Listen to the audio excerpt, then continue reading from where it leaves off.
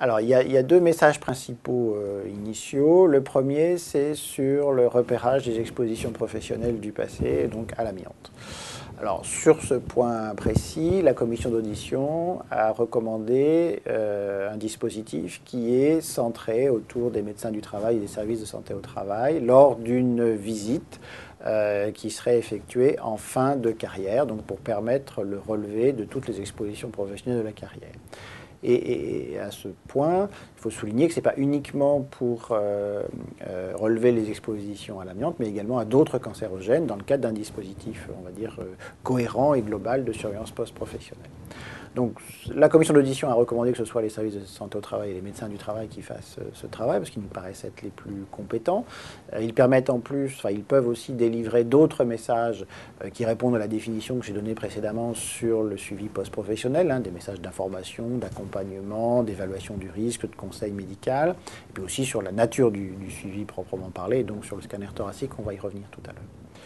Et ce dispositif, il est souhaité intervenir le plus rapidement possible, bien sûr, mais la commission d'audition a souhaité que si ce dispositif n'était pas mis en place, il y ait une espèce de dispositif complémentaire qui est que tous les retraités puissent bénéficier d'une part de l'information sur le dispositif de surveillance post-professionnelle et puis aussi d'un questionnaire de repérage leur permettant éventuellement d'entrer dans ce dispositif. Donc c'est deux dispositifs, un dispositif basé sur les services de médecine du travail, les médecins du travail est un dispositif, on va dire, de long terme, enfin c'est celui qui est souhaité, c'est le plus cohérent, le plus efficace, et puis un dispositif en attendant ou complémentaire sur les questionnaires.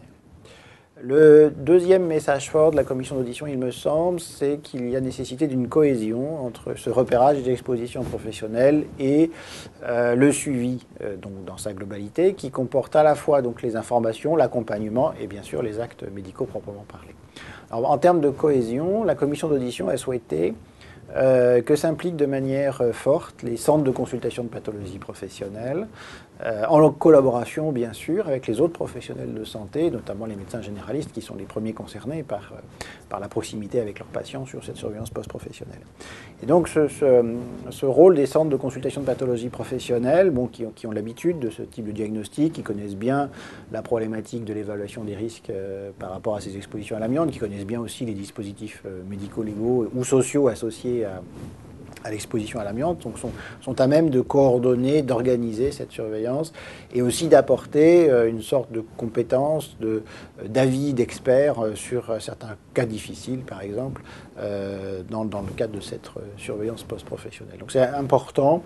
qu'il y ait cette cohésion, essentiellement au niveau régional, puisque c'est un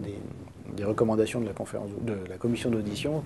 que cette organisation se fasse au niveau régional.